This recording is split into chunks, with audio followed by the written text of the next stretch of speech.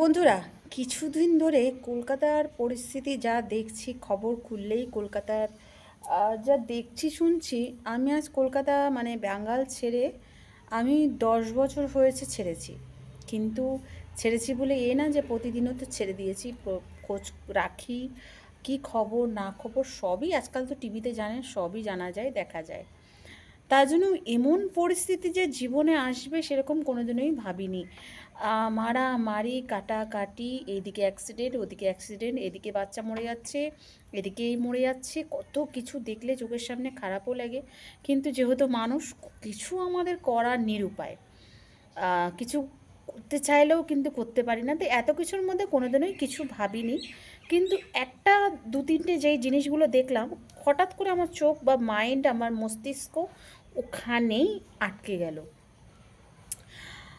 Number প্রথমে আটকেছে একটা জায়গায় যে আদার ক্যাস্টের তালাক বললেই নাকি তাদের ডিভোর্স হয়ে যায়, স্বামী স্ত্রীর সাথে ছাড়াছাড়ি হয়ে যায়। এটা আমার দেখে তারা অনেকেই অনেক কমেন্ট করছে যে আমাদের এইসব দরকার নেই, আমাদের কে বলেছে এইসব করতে, হ্যানা ত্যানা।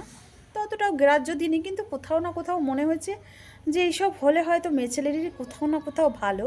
কিন্তু তাদের যখন ইচ্ছা না, তা অতটা ভালো না করাই ভালো। দ্বিতীয় একটা কথা যেটা দেখে আমি একেবারে স্তব্ধ হয়ে গেলাম, সেটা হচ্ছে দেখলাম অধর ধর্ম, মানে আমাদের ধর্ম ছাড়া অন্য ধর্ম, এত ধর্ম, এত কাস্ট, এত কিছু নিয়ে গবেষণা করার আমার সেরকম মানে যোগ্যতা বা বুদ্ধি দুটোই আমার নেই। বুদ্ধি অতটাও আমার নেই, যেহেতু মনে করেন অতটাও আমার অভিজ্ঞতা নেই, যেহেতু আমরা একটা মানুষ, সেই হিসাবে যেইটুখানি আমার বিবেচনা আছে সেইটুখানি দিয়ে আমি বলছি। যাদের খারাপ লাগবেন তারা দেখবেন না, আর যাদের ভালো লাগবে তারা দেখবেন। চিনি বলছে যে আমার মেয়ে অন্য বাড়িতে যাবে, তারা কীরকম দেখবে, কীরকম রাখবে, সেই ভয়েতে আমি আমার মেয়েকে বিয়ে করে নিয়েছি। ইভেন দ্যাট আমার মেয়ে 2 মাসের প্রেগনেন্ট। ভাবা যায় আমাদের পরিস্থিতি, আমাদের জীবন বা আমাদের কালচার, আমাদের সমাজ কতটা নিচুতে নেমে গেছে যে একটা বাপ তার মেয়েকে বিয়ে করে। এতদিনে যে আমি জানতাম হায়দ্রাবাদ সাইডে, আমাদের এদিকে সাইডে, আমার যদি আমি দিদি হয়ে থাকি বা আমার যদি ভাই হয়ে থাকে, তাদের সন্তানদের বিয়ে হয়, একই ঘরে তারা বিয়ে দেয়। তেলেঙ্গানা, আন্ধ্রা সাইডের এটা হতো, কিন্তু এখন এটাও বন্ধ করে দেওয়া হয়েছে। কেন না, যেহেতু ব্লাড রিলেশনশিপে বাচ্চা কাচ্চা হওয়াতে প্রবলেম হচ্ছে, তাই জন্য এটা টোটালি বন্ধ করে দিয়েছে। কিন্তু আমার সন্তানের বা আমার ভাইয়ের সন্তানের সাথে বিয়ে দেওয়া হতো, এ বলে এ না যে ভাই বোন বিয়ে হতো। ঠিক আছে, এটা এখানকার নয়, আমাদের কলকাতার নিয়মে কোনো দিনেই এসব নেই। যেহেতু আমরা মাসির ছেলে হোক, পিসির ছেলে হোক, মামার ছেলে হোক, সবই আমরা ভাই বোন নজরে। কিন্তু একটা যদি বৌদিকে দেওর এইসব সম্পর্ক তো সব কথাতেই শোনা যাচ্ছে ঘরে ঘরে, সেটা বাদই দিলাম। কিন্তু একটা বাপ তার মেয়েকে অন্য বাড়িতে পাঠাতে হবে, সেই কষ্ট, সেই বেদনাতে তিনি বলছে আমি কত সুন্দর, আমি বিয়ে করে নিয়েছি, সে আবার 2 মাসের প্রেগনেন্ট। এইগুলো শুনলে সত্যি শুনে যে কতটা রাগ ক্ষোভ হয়েছিল, মনে হচ্ছিল মাথার মানে চোখের সামনে ফেলে হয়তো তাকে মেরে ফেলতাম। এরকম এরকম মানে এত নিচু মানসিকতা, এত নিচু মন মানসিকতা তো আমি তো ভেবে পেলাম না। তারপরে কিছু কিছু দেখলাম যে বাংলা বলা যাবে না, বাংলা করা যাবে না, বাংলা এই করতে হবে, বাঙালি এই, বাঙালি ওই, বাঙালি এই, এই দিদি এই, ওই দিদি এই, এই দাদা এই, এগুলো তো শুনছি, সেটা আমি বাদ দিলাম। কিন্তু বাংলা বলা যাবে না, বাংলা লেখা যাবে না, বাংলা ইয়ে করা যাবে না। কেন ভাই? আমি বাঙালি, আমি আদার ক্যাস্টে বিয়ে করেছি, আমার ধর্ম চেঞ্জ হয়েছে, আমার সব কিছু চেঞ্জ হয়েছে, আমার সব কিছু বদলে গেছে, কিন্তু এখনও পর্যন্ত আমি বলি আমি বাঙালি, আমি গর্ববোধ করি, আমি বাঙালি বলতে পারি, আমি বলবো। ইভেন দ্যাট আমার সন্তানকে, আমার স্বামীকে, সবাইকে আমি বাঙালি শিখিয়ে দিয়েছি, যেন পরবর্তীকালে তারাও বলে বা আমার দেশে গেলে যেন তারা বাংলাই বলে। বাঙালি, বাঙালি হয়ে আমি গর্ববোধ করছি। আর তোমরা একই জায়গায় থেকে, একই বাংলাতে থেকে বাংলা বলা যাবে না, এই করা যাবে না, ওই করা না, কেন ভাই মেনে নিচ্ছ? হ্যাঁ, এক ওই ভালোবেসে নাকি লক্ষ্মী ভাণ্ডারের ভালোবেসে, কোনটা? আচ্ছা, কিছু কিছু মানুষ এও দেখলাম যে 21শে জুলাই কলকাতায় একটা মানে ফাংশানের মতো হয়, একটা ইয়ের মতো হয়, দেখলাম, আমার অভিজ্ঞতা অত নেই, আমরা ভাই মুখ্যচুক্কু মানুষ, যারা শিক্ষিত তারা জানে, তারা কমেন্ট করবেন। 21শে জুলাই হয় আমাদের, যেহেতু আমাদের মনে করুন দেশের অনেক সৈনিক মারা গেছে, তাদের শ্রদ্ধাঞ্জলি দেওয়ার জন্য কলকাতায় একটা মিটিংয়ের মতো বা একটা তাদের শ্রদ্ধাঞ্জলি যাওয়ার মতো একটা হয় মিছিল টাইপের। কিন্তু আমি ওটা জানি না, জন্য জীবনে যায়নি, যেহেতু 10-12 বছর হয়ে গেল কলকাতায় ছেড়ে। কিন্তু খবরে দেখি, আগে দেখতাম অনেকে সভা করতে আসতো, এখন দিনে দিনে নাচ গানা হয়, ঠিক আছে, বাদই দিলাম এইসব কথা। কিন্তু কিছু কিছু মহিলারা আদার ক্যাস্ট, নিজের ক্যাস্ট, কোনো ক্যাস্টই আমি বলবো না, কোনো ধর্মই বলবো না, সব ধর্মকেই তো দেওয়া হচ্ছে, যাই হোক, আসছে কিসের জন্য, কার জন্য?